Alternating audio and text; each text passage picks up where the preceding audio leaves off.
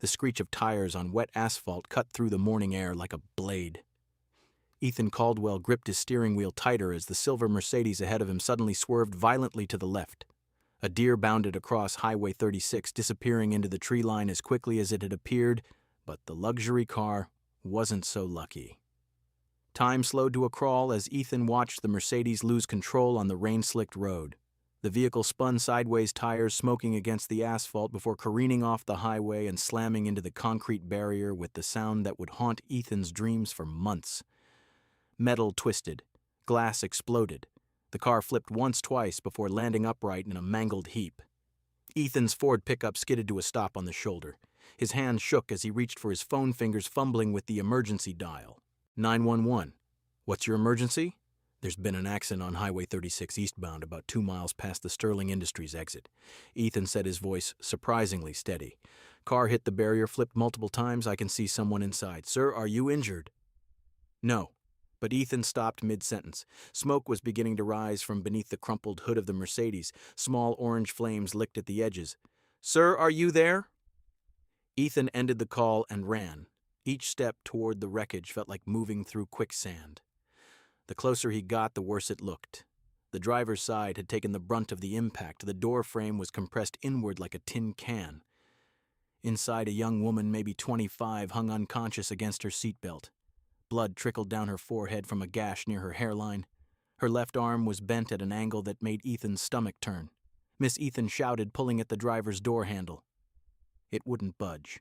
Can you hear me? No response. Her breathing was shallow, labored. The smell hit him then, gasoline sweet and sharp and terrifying. Ethan looked down. Dark fluid was pooling beneath the vehicle, spreading outward like spilled ink. The engine made ominous clicking sounds and the flames grew larger. For a moment that felt like an eternity, Ethan stood frozen. He thought about Sophie. Love you to the moon, Daddy. And back again, sweetheart. Their morning goodbye echoed in his mind. Sophie with her rainbow backpack skipping toward the school entrance without a care in the world. Sophie, who had already lost her mother to a brain aneurysm 2 years ago. Sophie, who would be completely alone if something happened to him. The flames grew larger. Ethan ran back to his truck and grabbed the tire iron from behind his seat. Glass showered everywhere as he smashed the rear passenger window of the Mercedes. The sound of breaking glass mixed with the growing roar of fire under the hood. The heat hit him immediately as he crawled through the window frame. Smoke filled the interior, making his eyes water and his lungs burn. The woman's seatbelt was jammed. The metal clasp twisted from the impact. Ethan pulled out his pocket knife, the last anniversary gift Catherine had given him before she died. His hand shook as he sawed through the thick fabric of the seatbelt, the blade catching and slipping with each desperate cut. Come on. Come on. The flames were visible through the dashboard vents, now orange tongues of fire reaching toward the interior. His jacket sleeve caught fire, and he beat it out with his bleeding hands, never stopping his work on the seatbelt. The woman's head lolled to one side as the belt finally gave way. Ethan caught her weight against his chest, her body limp and frighteningly still. Blood from her head wound soaked into his shirt as he dragged her toward the back seat. Getting her through the rear window was like trying to thread a needle while wearing boxing gloves. Ethan's back scraped against jagged glass as he pulled her through, tearing through his shirt and skin. The front of the car was now fully engulfed in flames, and he could feel the heat blistering the skin on his neck and arms. They were 5 feet from the car when Ethan heard it, a low whooshing sound that made his blood freeze. He threw himself forward, covering the woman's body with his own just as the gas tank exploded. The force of the blast lifted them both off the ground.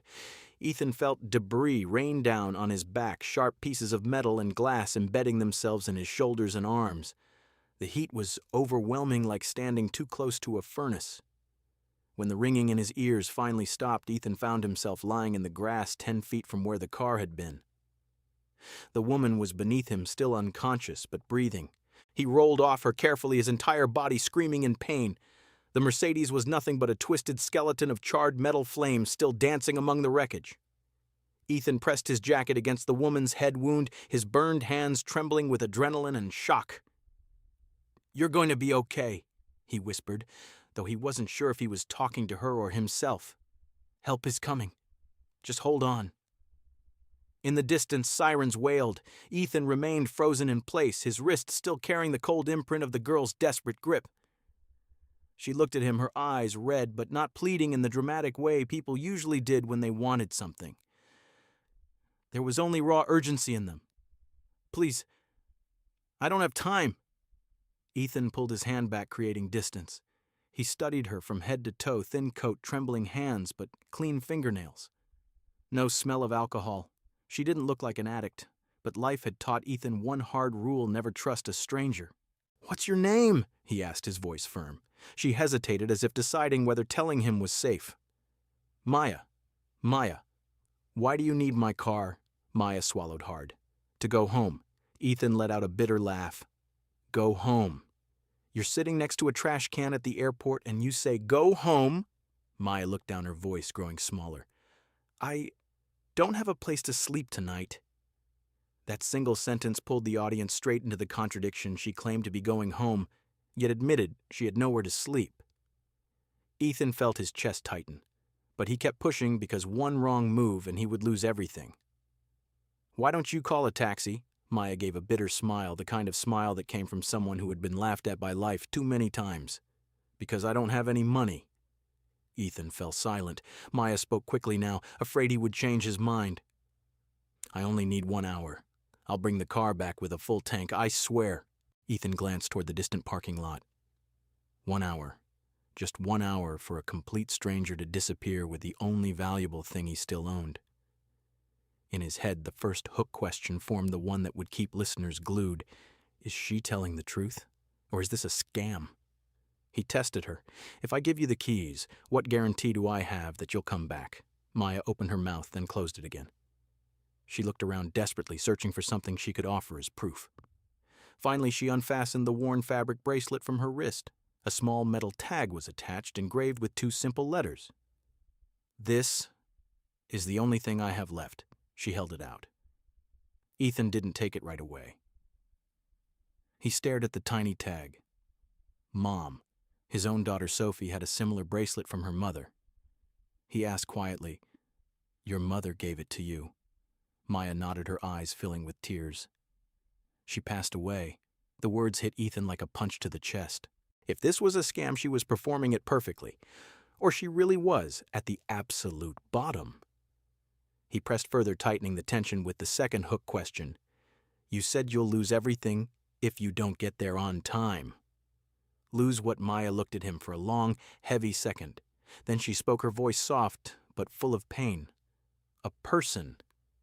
Ethan froze. Maya quickly added, afraid he would misunderstand. "Not a boyfriend. Not like that." She took a shaky breath.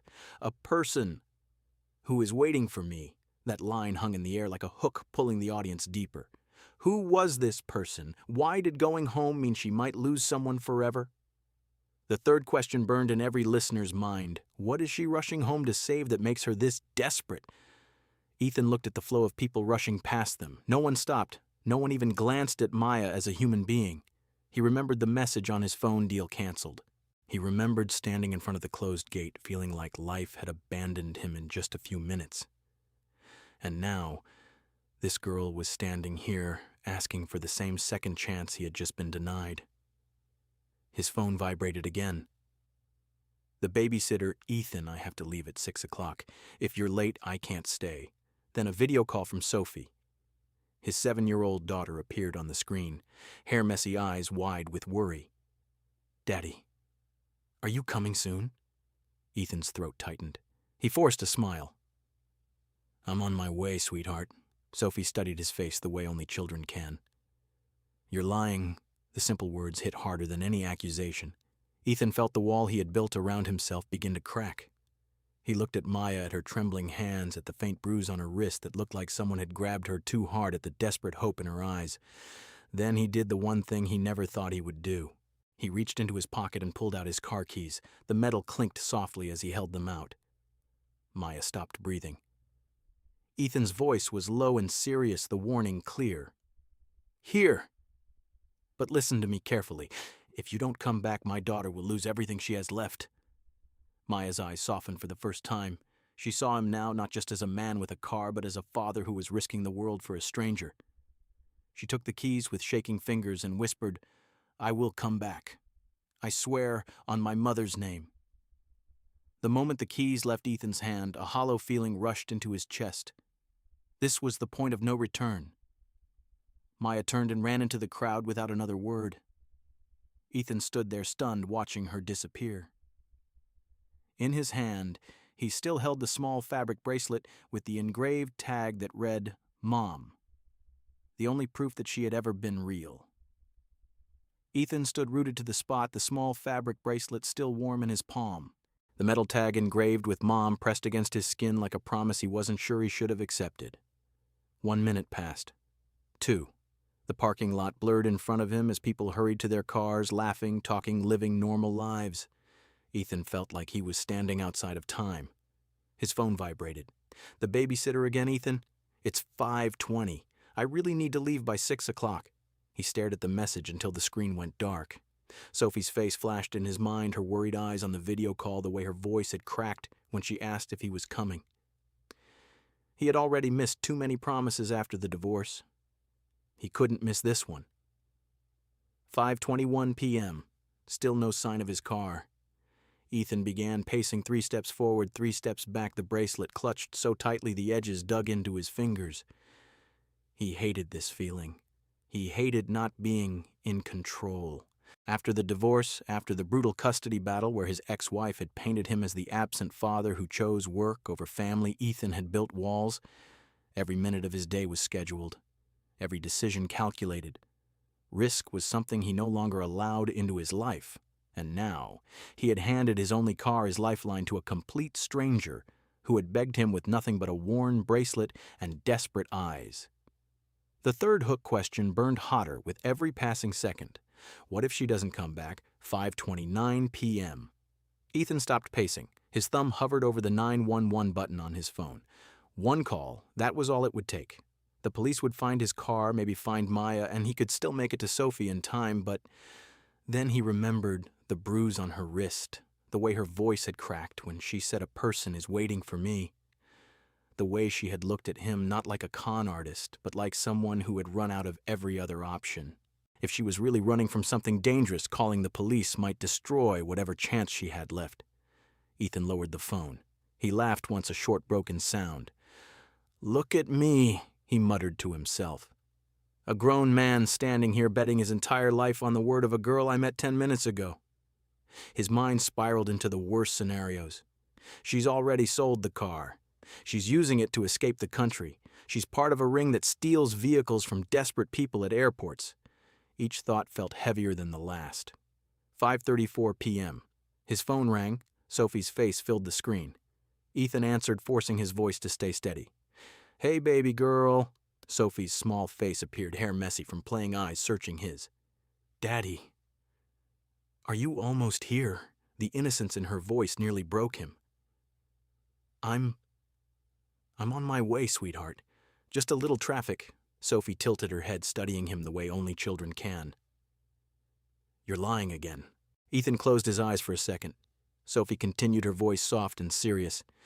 "You always say you'll come, but sometimes work is more important." The words landed like stones. Ethan swallowed hard. "No, baby. Not this time.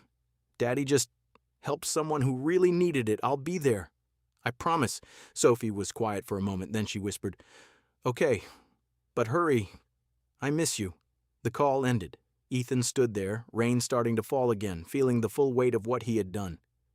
He had chosen to trust a stranger over being on time for his own daughter. 5:41 p.m. He opened his contacts to call the police. His thumb was on the call button when he stopped. Because deep down beneath the fear and the anger at himself, he remembered the look in Maya's eyes when she had said, "If I don't get there in an hour, I'll lose everything." He had once stood in a courtroom fighting for custody of Sophie, begging a judge to believe he could be a good father, even when everything was falling apart. No one had believed him then. And now, he was about to do the same thing to Maya. He deleted the number. 5:53 p.m., only 7 minutes left. Ethan's heart was hammering so hard he could feel it in his throat. Then headlights. His car, his exact car, turned into the parking lot. Ethan exhaled in relief so sharp it hurt. But as the car slowed to a stop, the driver's door opened. It wasn't Maya. A tall man in a black coat and cap stepped out. His face was shadowed, his movements deliberate. He placed the keys under the windshield wiper, turned, and started walking away without a word. Ethan sprinted forward. "Hey, where's Maya?" The man stopped. He turned slowly. His eyes were cold warning. "Don't look for her." Ethan's blood ran cold. "What did you say?" The man's voice was low, almost a growl. "She doesn't belong in your world. If you want to stay safe, forget you ever saw her." He turned and disappeared into the crowd. Ethan stood frozen beside his car. The keys were back, but Maya was gone.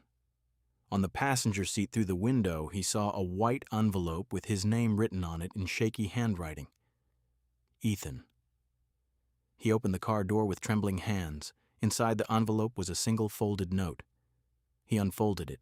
The handwriting was rushed, the ink slightly smeared as if written in a hurry. "Thank you for believing in me when I didn't deserve it. Please don't try to find me. If you do, you will put yourself and your daughter in danger. I'm sorry." Maya. Ethan read the words again and again. His car was back, but the girl who had taken it had just vanished, leaving behind a warning that sounded far too real. He looked at the bracelet still clutched in his other hand, and for the first time, he understood. This wasn't just about a car. This was about something much bigger, and Maya had just pulled him into it. Ethan sat in the driver's seat of his returned car, the engine off the envelope trembling slightly in his hands. The parking lot lights cast long shadows across the dashboard. Outside, the rain had eased into a fine mist, but inside the car it felt colder than the night air. He unfolded the note again. The handwriting was hurried, the letters slightly slanted as if written while running. "Thank you for believing in me when I didn't deserve it. Please don't try to find me.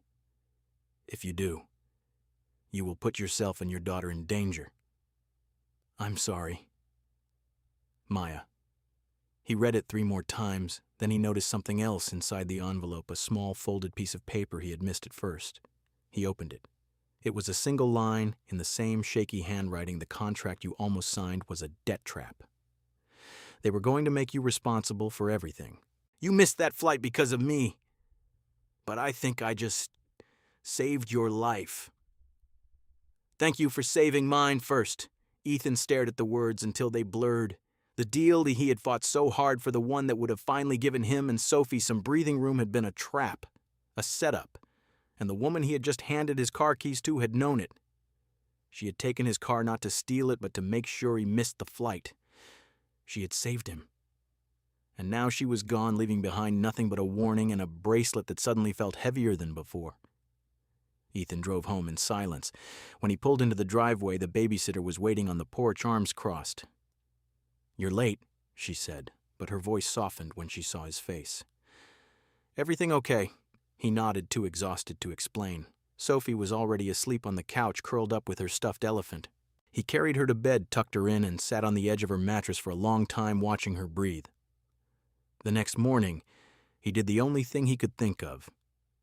He took the contract to his lawyer. 2 hours later, his lawyer looked up from the documents with a grim expression. "This isn't a standard development deal, Ethan. This is a debt transfer clause. If you had signed, you would have become personally liable for millions in hidden liabilities. Whoever set this up was looking for a clean fall guy." Ethan sat back in the chair, feeling the room tilt slightly. Maya had been right. She hadn't just borrowed his car, she had stopped him from signing away his future. That afternoon, Ethan contacted a local organization that helped victims of domestic abuse and financial exploitation. He didn't give them Maya's full story, he couldn't, but he described the bracelet, the note, the man in the black coat, and the warning. The counselor listened carefully. "If this is the Maya we think it is," she said quietly, "she's been on our radar for months. She's trying to protect her younger brother from a very dangerous guardian. We've been trying to reach her, but she keeps moving." Ethan slid the bracelet across the table. "She left this with me. And this note." The counselor read it. Her expression changed. "She trusts you." Ethan shook his head. "She doesn't even know me." "Sometimes, that's when people trust the most," the counselor replied. when they have nothing left to lose. That evening, Ethan wrote a short message on a plain white card. Maya, the car is back. I'm safe. Sophie is safe. I showed the contract to my lawyer. You were right, it was a trap. I'm working with people who can help you and your brother legally. No one will know it came from me. If you're ready, the shelter counselor said you can contact them. They're waiting. You don't have to do this alone anymore. Ethan. He folded the card, placed the bracelet and a small note from Sophie inside the envelope. Sophie had written in her careful 7-year-old handwriting, Dear Maya, thank you for bringing Daddy's car back. I hope you're okay. I made this drawing for you. It's a star so you can find your way home. Love, Sophie. Ethan sealed the envelope and handed it to the counselor the next morning. Make sure she gets this, he said. And tell her she doesn't owe me anything. 1 week later, at 11:47 p.m., Ethan's phone rang from an unknown number. He answered on the second ring. A shaky, tear-filled voice came through the line. Ethan, you didn't have to do this. It was Maya. He closed his eyes, leaning against the kitchen counter. I know, he said gently, but I wanted to.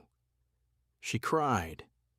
Then quiet, exhausted sobs that sounded like they had been held in for years. I thought no one would ever believe me, she whispered. Everyone always said I was crazy, that I was making it up to get attention, but you believed me when I had nothing to prove it. Ethan's voice was thick. Because I've stood where you're standing. I fought for my daughter in a courtroom while people told me I wasn't enough. I know what it feels like when the whole world decides you're the problem. Maya was silent for a long moment. They're helping me, she said finally. The shelter, the lawyers. They found my brother. He's safe now. They're filing for emergency custody next week. Ethan felt something loosen in his chest. I'm glad, he said. I really am. Another pause. I left the bracelet with you because I wanted you to have something real, Maya said softly. Something that proves I wasn't lying. But I want it back now, if that's okay. It's yours, Ethan replied. I'll keep it safe until you're ready to come get it. Maya let out a small broken laugh through her tears. You're a good man, Ethan Caldwell. I'm just a man who was lucky enough to meet you on the worst day of both our lives. The call ended a few minutes later. Ethan stood in his quiet kitchen looking at the bracelet on the table. For the first time in years, he didn't feel like he was barely holding everything together. He felt like maybe he had done something that mattered. 3 months later, the spring sun warmed the small backyard of Ethan's house as laughter spilled out from the open kitchen window.